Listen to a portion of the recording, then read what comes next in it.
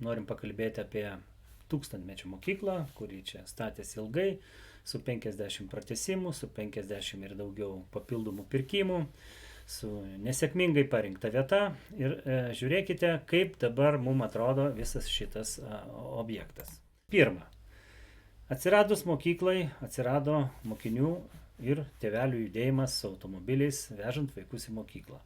Kadangi judėjimas pasidarė intensyvesnis, gyventojai skundžiasi Kretingos gatvėje, negalintis išvažiuoti iš savo sklypų, iš savo namų per piko valandas. Ten ir anksčiau buvo labai didelė problema Jo, su tuo, teisingai, bet teisingai. tas kamštis buvo netokio kosminio lygio, kaip yra dabar.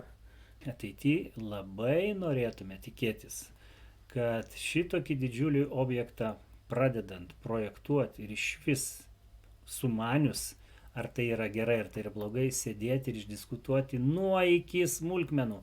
Nes dabar atrodo, kad sugalvoja statyti, vos ne kaip per karą, valio ir statom. Taip būti negali. Turi būti visai kitoks priėjimas prie šitų dalykų ir visai kitaip turim pasižiūrėti. Turim kažkokias tai, ir jeigu nesugebam patys tai kažkokias apklausas pasidaryti, tai čia toks skandalas, kuris projektą nuo 10 900 000 išbrangino beveik iki 23 milijonų, užsitęsė daugiau negu metai laiko pagal projektinį greitį statybos, tai tokio skandalo ir tokio, prasto nusiteikimo mes dar nesam turėję.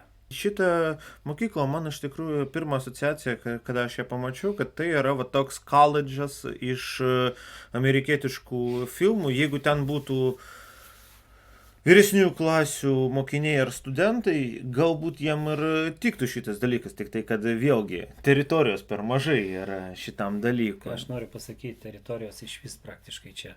Tik tai pastatai sutalpinti, nes nėra nei pakankamai aikštelių, kaip pavyzdžiui teko matyti po pamokų susirenka tėveliai kažkokį susirinkimą, pilna gatvė stovi automobilių, pravažiuoti vėl problematiškai, jau kalbu 8:30 vakaro, taip pat jokio stadiono, jokio lauke negali vaikai išeiti ir turėti kažkokius tai fizinio. Jie turi ten mažą, bet ten tik tai pusė futbolo aikštelės jo.